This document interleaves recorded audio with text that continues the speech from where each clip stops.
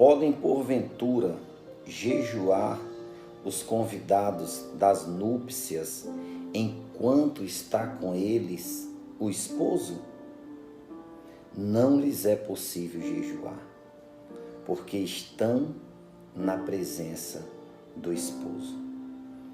A paz de Jesus, o amor de Maria, as graças do Espírito Santo esteja contigo, meu irmão, minha irmã, nessa manhã, hoje, segunda-feira, 18 de janeiro de 2020. O desejo do nosso coração neste dia precisa ser estarmos na presença de Jesus. A palavra de Deus que está no livro de Marcos 2, 18 ao 22, nos convida a uma reflexão.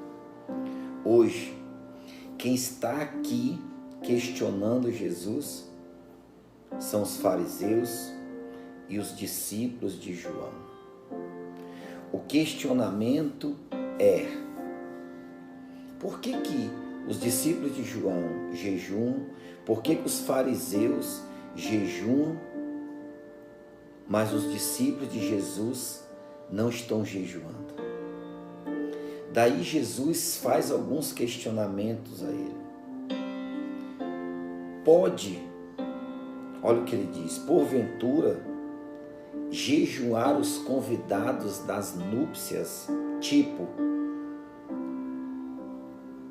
quando você for a uma festa de casamento, que tem comidas, que tem bebidas, você vai jejuar nesse dia? Se é uma festa programada, alguém te convidou há muito tempo, você vai deixar para jejuar naquele dia, sendo que você pode jejuar outro dia? É disso que Jesus está falando. Só que os discípulos de João e os fariseus que ali estavam não tinham compreendido que quem estava ali era o noivo, era o Cristo. E como jejuar se o próprio Deus está ali com os discípulos? O jejum, ele é um gesto concreto de penitência e que agrada o coração de Deus, que nos aproxima de Deus, que nos torna mais firmes na caminhada com Deus. Só que eles deixaram de compreender que Deus estava ali com os discípulos. Por isso que Jesus diz que vai chegar o momento em que o noivo será tirado do meio deles. Aí sim eles poderão jejuar. Era exatamente isso que o Cristo desejava que os discípulos de João, que os fariseus entendessem. Porque se os fariseus jejuavam, se os discípulos de João jejuavam, é porque o noivo não estava no meio deles. E se estivesse como estava, eles não conseguiram ainda compreender isso no seu coração. É somente isso que Jesus queria que eles entendessem. Aí ele vai dar o exemplo. Ninguém prega retalho de pano novo em roupa velha. Do contrário, o remendo arranca o pedaço da veste usada e torna-se pior o rasgão. Ele vai dando alguns exemplos para que os próprios fariseus e discípulos de João compreendam a lógica. Ninguém põe vinho novo em odres velhos, porque o vinho novo vai arrebentar os odres velhos. Meu irmão, minha irmã, Jesus é aquele que caminha no meio do povo, mas o povo não o percebe. E os discípulos perceberam,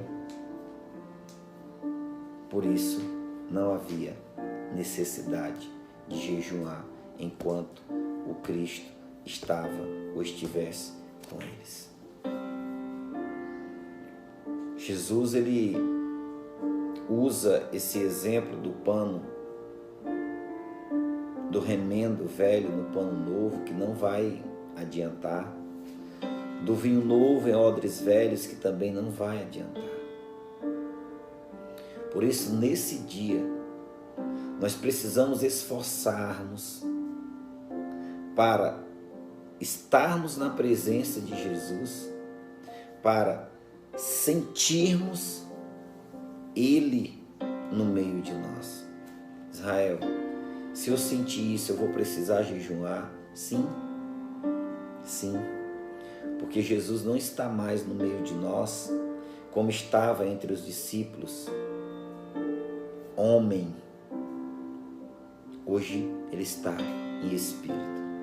E essas práticas penitenciais vai nos aproximar de Jesus, vai nos levar para perto dele, vai nos fazer estarmos ligados mais a ele. Por isso hoje